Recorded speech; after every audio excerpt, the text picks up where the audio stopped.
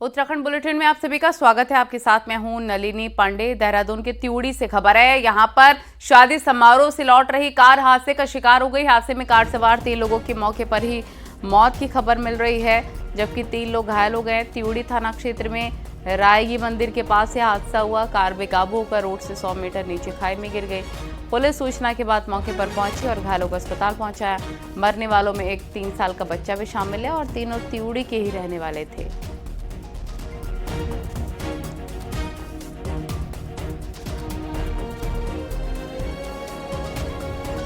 तो पूरे देश के साथ उत्तराखंड में भी धूमधाम के साथ दशहरा का पर्व मनाया गया। देहरादून में बड़ा आयोजन किया गया, जिसमें सीएम पुष्कर सिंह धामी भी शामिल हुए। यहां स्पोर्ट्स ग्राउंड में रावण दहन का कार्यक्रम आयोजित किया गया और 3 पुतलों को यहां पर बनाया गया था। तीनों पुतलों का दहन किया गया। सीएम धामी भी इसमें शामिल हुए। सीएम धामी ने कहा कि थूक जिहाद को देवभूमि से मिटाकर ही दम लेंगे। साथ ही कहा लव लैंड और मजार जिहाद की भी बर्दाश्तगी नहीं होगी। सीएम धामी ने इस मौके पर कहा उत्तराखंड का देवत्व हमेशा सुरक्षित रहेगा और उत्तराखंड की जनता इसका भरोसा रखे। भाई बहनों, विजयदशमी पर हमें हर पल यह याद दिलाता है कि अभी भी समाज के अंदर कई रावणों का संहार करना बाकी है। हमारी उत्तराखंड की सरकार देव स्वरूप, उत्तराखंड के देव स्वरूप को, यहाँ के मूल स्वरूप को बनाए रखने के लिए पूरी तरह से प्रतिबद्ध है और संकल्पबद्ध है। हम यहाँ किसी भी प्रकार की जो डेमोक्रेटिक चेंज है उसको बर्दाश्त नहीं करेंगे। साथ ही लैंड जिहाद, मजार जिहाद, लव जिहाद और अभी हाल ही में हमारे सामने आए थूक जिहाद के कलंक को भी देवभूमि की धरती से मिटाकर ही दम लेंगे। बुराई पर अच्छाई की जीत, अधर्म पर धर्म की जीत, सत्य पर असत्य की जीत का त्योहार है। और हम सबके अंदर भी एक कोई रावण, कोई बुराई है, तो आज हमें संकल्प लेना होगा कि हम उस बुराई को समाप्त करेंगे। दशहरे के मौके पर देहरादून के स्पोर्ट्स ग्राउंड में भी रावण दहन किया गया। मुख्यमंत्री पुष्कर सिंह धामी यहां पर पहुंचे और बड़ी संख्या में यहां पर पब्लिक भी इस मौके पर पहुंची, जहां पर रावण, कुंभकर्ण और मेघनाथ का पुतला दहन किया गया।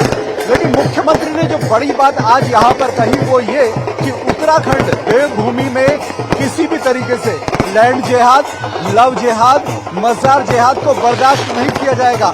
साथ ही एक और बड़ी बात कही वो ये कि थूक जिहाद, यानी थूकने के जो मामले सामने आए देहरादून और मसूरी में, उसको भी बर्दाश्त नहीं किया जाएगा। उन्होंने साफ कहा कि उत्तराखंड की जनता को ये भरोसा देना चाहते हैं कि ये एक देवभूमि है, एक ऐसा प्रदेश है जहां पर भगवान को माना जाता है। वहां पर थूक जिहाद, मजार जिहाद, लव जिहाद और लैंड जिहाद को बर्दाश्त नहीं किया जाएगा। और विजयदशमी के मौके पर इस बुराई का अंत करने की बात मुख्यमंत्री पुष्कर सिंह धामी ने देहरादून में कही। कैमरा पर्सन संदीप नेगी के साथ दीपांकर भट्ट, न्यूज़ 18 देहरादून।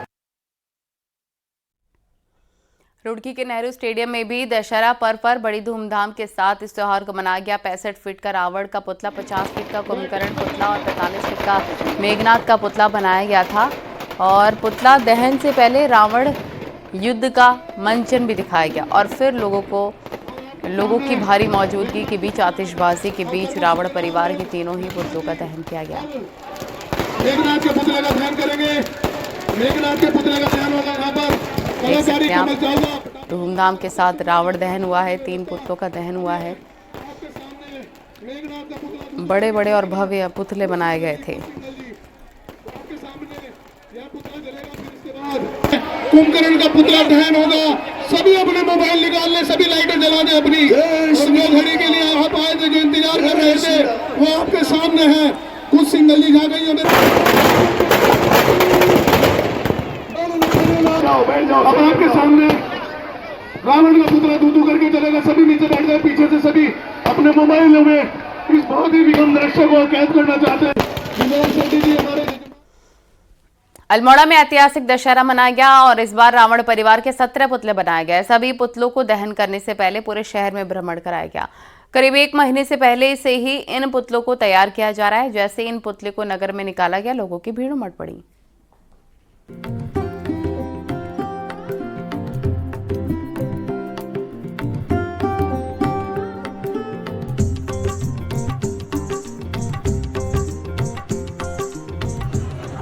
दशहरे के पर्व पर सांस्कृतिक नगरी अल्मोड़ा में आस्था का सैलाब देखने को मिला।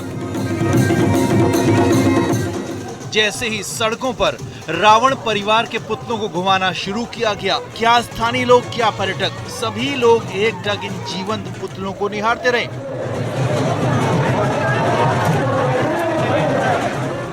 कई पर्यटकों ने इन पुतलों को अपने मोबाइल में भी कैद किया, तो कई लोगों के लिए इन खूबसूरत पुतलों को देखकर इसे अपने लिए यादगार पल भी माना।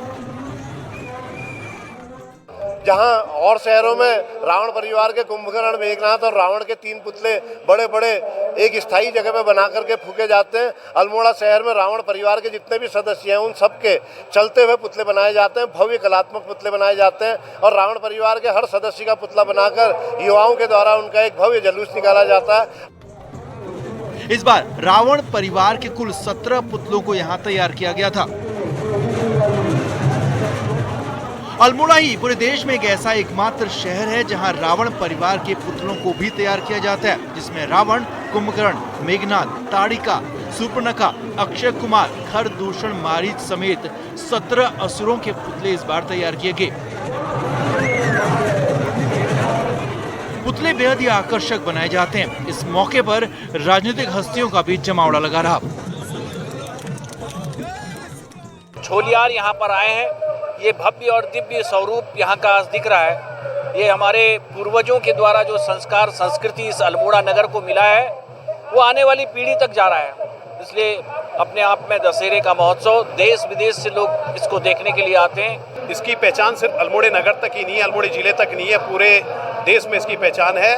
और सबसे मुख्य बात है कि जो अल्मोड़े के जो दशहरे का जो पुतलों का, रावण के पुतलों के परिवार का निर्माण होता है, उसमें उनकी जो हमारे रंगकर्मी, उनकी कला दिखती है, उनका कलात्मक दिखता है, उनका हुनर दिखता है, उनका प्रतिभा दिखती है। अल्मोड़ा में पुतलों के निर्माण के बाद बाजार भ्रमण कराने की परंपरा सदियों पुरानी है। यहाँ रावण परिवार के पुतलों को बनाकर पहले पूरे बाजार में घुमाया जाता है और फिर उनका दहन किया जाता है।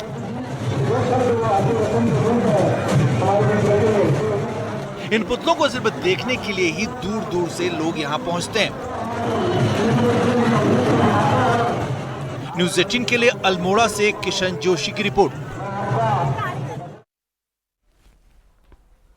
दशहरा पर्व पर हिंदू धर्म में शस्त्र पूजन की परंपरा है और आज कनखल स्थित महानिर्वाणी अखाड़े में नागा सन्यासियों ने परंपरा के अनुसार शस्त्र पूजन किया। अखाड़े में नागा सन्यासियों के पारंपरिक भाले, सूर्य प्रकाश और भैरव प्रकाश के साथ तलवार, खंजर और आधुनिक हथियारों का भी पूजन किया गया। शस्त्र पूजा कर संतों ने धर्म और राष्ट्रीय रक्षा के अपने संकल्प को भी दोहराया है। संतों का कहना है कि जब भी सनातन धर्म पर खतरा हुआ है, नागा सन्यासियों ने शस्त्र उठाए। आगे भी कभी सनातन पर आ जाएगी तो सन्यासी शस्त्र उठाने के पीछे नहीं हटेंगे।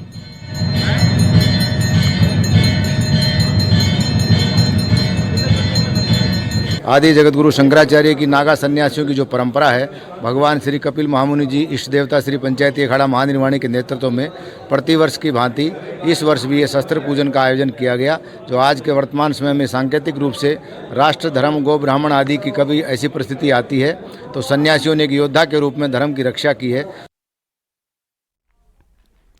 विजयदशमी के पावन पर्व पर आज बद्रीनाथ के कपाट बंद होने की तिथि और मुहूर्त घोषित हो गया है।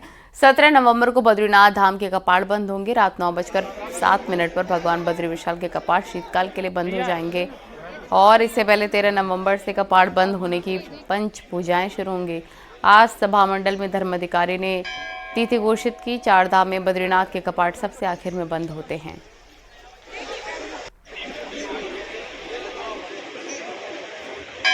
निमीलन का जो मंगलक्षण मुहूर्त निश्चित किया जाता है।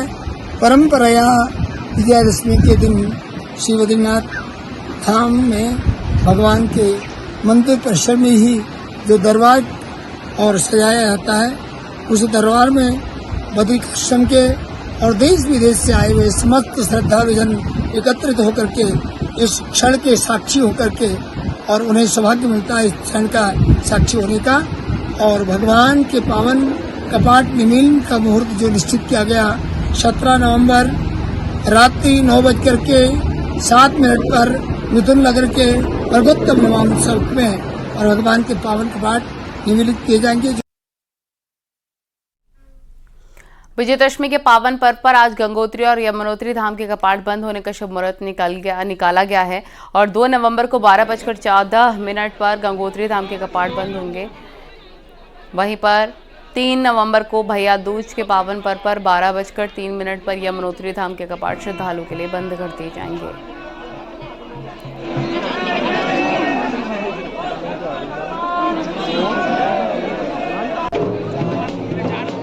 जो कपाट बंद होंगे यमुनोत्री धाम में, उसकी पंचांग गणना के अनुसार विधिवत घोषणा की जाती है, जिसमें मां यमुना जी के कपाट भैया दूज के पावन पर्व पर दिनांक 3 नवंबर 2024 को अभिजीत मुहूर्त के पावन बेला पर 12:03 पर मकर लग्न अनुराधा नक्षत्र एवं रविवार के शुभ अवसर पर मां यमुना जी के कपाट यमुनोत्री धाम में बंद कर दिए जाएंगे। पंच केदार में द्वितीय केदार श्री मदमहेश्वर मंदिर के कपाट 20 नवंबर को बंद होंगे, जबकि तृतीय केदार तुंगनाथ मंदिर के कपाट 4 नवंबर को सुबह 11 बजे बंद होंगे।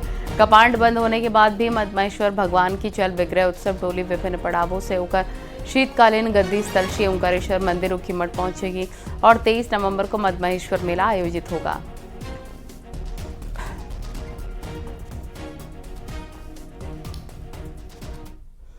हरिद्वार की जेल में रामलीला के दौरान हड़कंप मच गया जब 2 कैदी जेल की दीवार फांदकर फरार हो गए। ये दोनों ही वानर सेना में अपना रोल निभा रहे थे। पुलिस दोनों कैदियों की तलाश में लग गई है।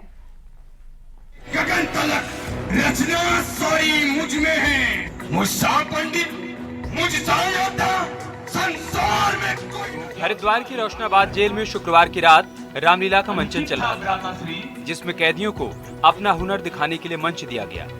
जेल प्रशासन और दूसरे कैदी भी रामलीला देखने में व्यस्त थे। सब कुछ आयोजन के मुताबिक ही चल रहा था, लेकिन इसी बीच कुछ ऐसा हुआ जिससे जेल में हड़कंप मच गया। रामलीला में हिस्सा ले रहे 2 कैदी मौका पाकर फरार हो गए। दोनों सुग्रीव की वानर सेना में अपनी भूमिका निभा रहे थे। वानर सेना सीता माता की खोज के लिए निकली थी, लेकिन इन दोनों शातिर कैदियों के दिमाग में कुछ और ही चल रहा था। दोनों जेल की ऊंची दीवार फांदकर भागने की प्लानिंग बना चुके थे। दोनों ने 22 फीट ऊंची दीवार को पार कर लिया और फरार हो गए। जैसे ही पुलिस को दोनों के भागने की जानकारी मिली, वैसे ही वहां का माहौल एकदम से बदल गया। जिला प्रशासन इसे जेल प्रशासन की लापरवाही बता रहा है। ये दोनों कल यहाँ से पलायन कर गए हैं, तो लोगों ने निरीक्षण किया अंदर कप्तान साहब ने, तो इसमें ये पाया गया है कि जेल प्रशासन की लापरवाही है। अंदर एक निर्माण कार्य चल रहा है, वहाँ पे एक सीढ़ी पड़ी हुई थी, तो वो सीढ़ी का यूज किया इन लोगों ने, और अंदर रामलीला भी चल रही थी, तो जो इनके वरिष्ठ अधिकारी थे वो सब लोग रामलीला में बिजी थे। इनके जो होमगार्ड सब ड्यूटी पे थे वो भी रामलीला में बिजी थे, तो उसका मौके का फायदा उठाते हुए उन लोगों ने सीढ़ी का और अपने कपड़ों का यूज किया और दोनों यहाँ से फरार हो गए। जेल से भागे अपराधियों का नाम पंकज और रामकुमार है। पंकज कुख्यात प्रवीण वाल्मीकि गैंग का सदस्य बताया जा रहा है। वहीं रामकुमार अपहरण के मामले में जेल में बंद है। उसमें एक जो कैदी है वो 302 के मुकदमे में सजायाफ्ता है पंकज, और एक कैदी उसमें अपहरण के मुकदमे में अभी अंडर ट्रायल चल रहा है। इन दोनों की तलाश हम लोगों के द्वारा की जा रही है, और जो संबंधित जो धाराएं हैं उसका अभियोग पंचगढ़ थाना सितुल में किया गया है। हमारी टीम इसके सर्चिंग के लिए लगातार हम लोग लगे हैं और जल्दी ही इसमें रिजल्ट इसमें दिया जाएगा। दोनों फरार कैदियों की तलाश की जा रही है, लेकिन इस घटना से जेल प्रशासन की लापरवाही भी उजागर हो गई। Bureau report, news 18।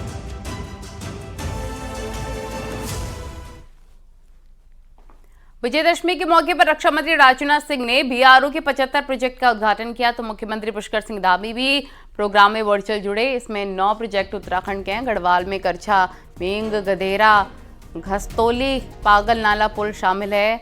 कुमाऊं मंडल में सोरेंगगाड़, चिमला, पैनागाड़, गोसीगाड़ पुल शामिल है।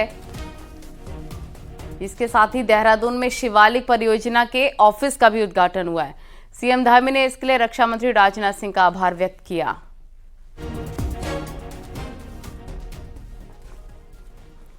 एक तरफ सरकार आदि कैलाश और कैलाश पर्वत के दर्शन को प्रमोट कर रही है, वहीं पर केदार बचाओ यात्रा के बाद अब कांग्रेस ने लिपु लेक में प्रदर्शन की तैयारी की है। बीजेपी का कहना है कि कांग्रेस उत्तराखंड की हर धार्मिक यात्रा का विरोध करना चाहती है। देखिए रिपोर्ट।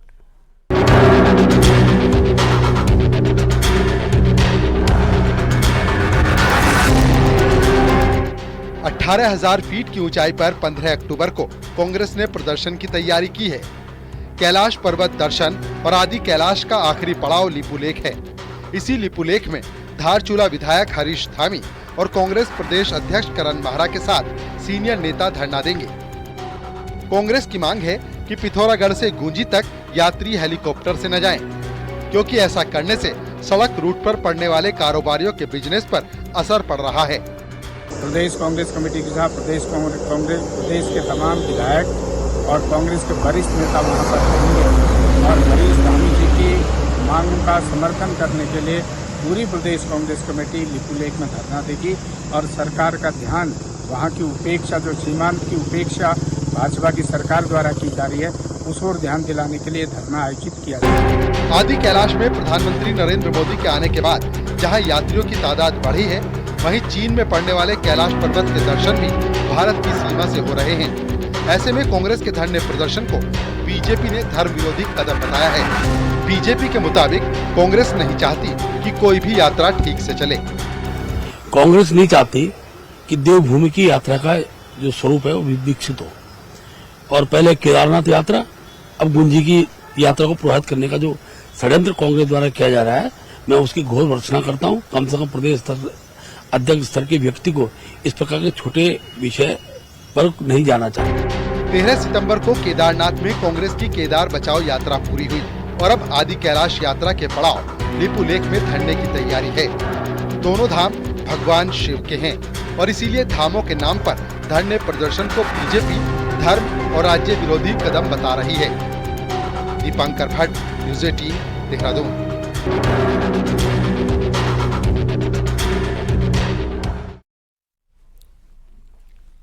देश में खाने पीने की चीजों में थूक और अन्य आपत्तिजनक चीजें मिलाने के मामले सामने आने के बाद बवाल मचा हुआ है। योग गुरु स्वामी रामदेव ने भी इस पर कड़ी प्रतिक्रिया दी। उन्होंने कहा कि मुस्लिम धर्म गुरुओं को आगे आकर बोलना चाहिए। इस तरह की घटनाओं से इस्लाम का प्रचार नहीं बल्कि इस्लाम के साथ कुरान भी बदनाम होती है। बार बार इस तरह की घटनाएं होने पर आश्चर्य है कि मुस्लिम धर्म गुरु मौन साथ हैं। ऐसे विषयों पर प्रमुखता के साथ इसका विरोध करना चाहिए। ये सब सभ्य समाज के लिए कलंक के समान है।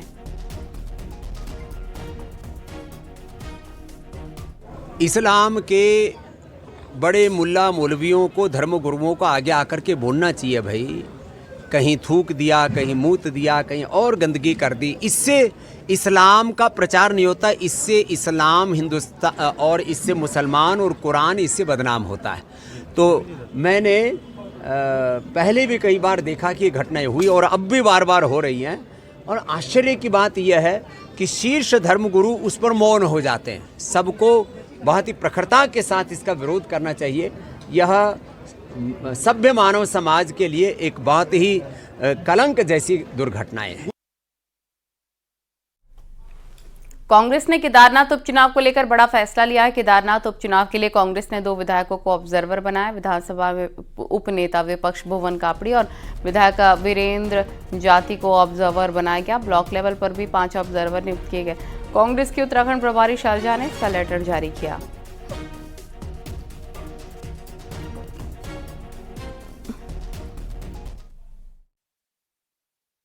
अखिल भारतीय कांग्रेस कमेटी के निर्देश पर प्रदेश कांग्रेस कमेटी के माननीय अध्यक्ष आदरणीय करण माहरा जी ने केदारनाथ उपचुनाव में पर्यवेक्षण करने के लिए 2 वरिष्ठ नेताओं की ड्यूटी लगाई है। उनको पर्यवेक्षक के रूप में नियुक्ति किया है। और हमारे जो विधानमंडल दल के उपनेता हैं भुवन कापड़ी जी और जो हमारे झबरेड़ा के विधायक हैं वीरेंद्र जाति जी, इन दोनों वरिष्ठ नेताओं को केदारनाथ चुनाव में पर्यवेक्षक की भूमिका में नियुक्त किया है। और इनसे माननीय अध्यक्ष जी ने अपेक्षा की है कि वो यथाशीघ्र जाकर वहाँ के कार्यकर्ताओं से बातचीत करके और उम्मीदवार के संबंध में और उस क्षेत्र की जो रिपोर्ट है वो रिपोर्ट 1 सप्ताह के अंदर में प्रदेश कांग्रेस कमेटी को सौंपेंगे, ताकि अखिल भारतीय कांग्रेस कमेटी को उसका प्रेषण किया जा सके और अखिल भारतीय कांग्रेस कमेटी से विचार विमर्श किया जा सके।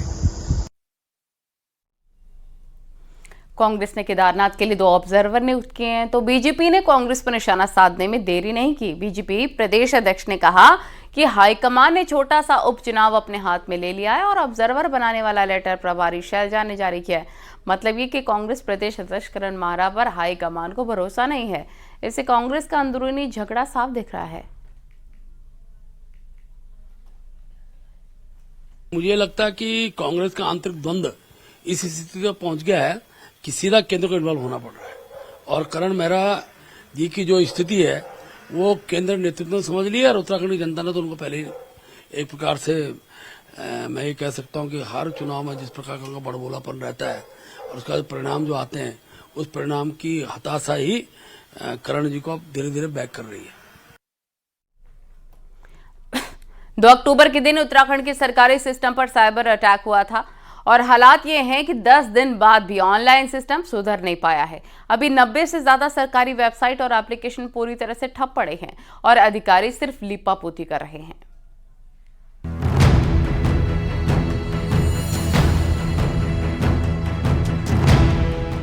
उत्तराखंड के सरकारी ऑनलाइन सिस्टम पर साइबर हमले में 186 वेबसाइट एक साथ बंद हो गई। पिछले दिनों कई वादे और दावे किए गए और कहा गया कि सब कुछ ठीक हो गया है, मगर 10 दिन बाद भी हालात ये हैं कि 90 से ज्यादा वेबसाइट्स अब भी बंद पड़ी हैं। आज भी मुख्यमंत्री स्वरोजगार योजना, श्रम विभाग, रजिस्ट्रेशन पोर्टल, निदेश ट्रेजरी जैसी जरूरी वेबसाइट ठप हैं। साइबर एक्सपर्ट्स तक मानते हैं कि सरकारी ऑनलाइन सिस्टम में भारी लापरवाही बरती गई और उसका ही नतीजा है कि पहले तो बड़ा साइबर हमला हुआ और उसका हल अब तक भी नहीं निकला है। अगर कोई भी अटैक होता है, कोई भी इंट्रूजन होता है, तो सबसे पहले आपको उस ऑर्गेनाइजेशन का फायरवॉल तोड़ना पड़ेगा। तो जब फायरवॉल टूटता है तो कहीं ना कहीं ऐसे सिस्टम भी बनाए गए हैं जो उसे डिटेक्ट भी कर लेते हैं। तो एट दैट मोमेंट आपको ये तो एटलीस्ट पता चलना चाहिए कि हाँ, आपका सिस्टम अटैक हो चुका है, जिसको हम firewall and intrusion detection system भी कहते हैं। तो ये आपको एट दैट मोमेंट पता चलना चाहिए और उसके लिए भी प्रिवेंटिव मेजर्स होते हैं। ताज़ा साइबर अटैक के बाद अब चिंता भविष्य की सताने लगी है और इसीलिए साइबर एक्सीलेंसी सेंटर खोलने की तैयारी हो रही है। करीब 35 करोड़ की लागत से डाटाबेस तैयार किया जाएगा और इसमें IIT रुड़की की भी मदद ली जाएगी। तो हमारा साइबर सेंटर ऑफ एक्सीलेंस जो है लगभग 34 करोड़ का प्रोजेक्ट है। पूरा वो 6 मंजिल की बिल्डिंग पूरी बन रही है डाइटेक में।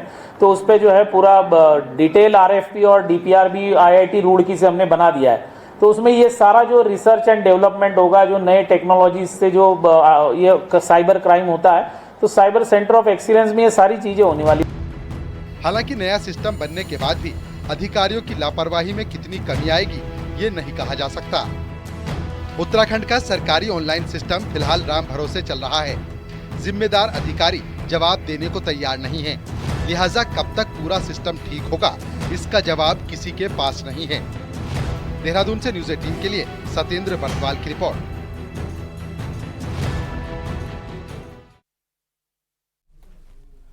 पंद्रह अक्टूबर से कॉर्बेट का बिजरानी जोन पर्यटकों के लिए खोल दिया जाएगा। इसको खोलने को लेकर यहां इन दिनों तैयारियां तेज कर दी गई हैं।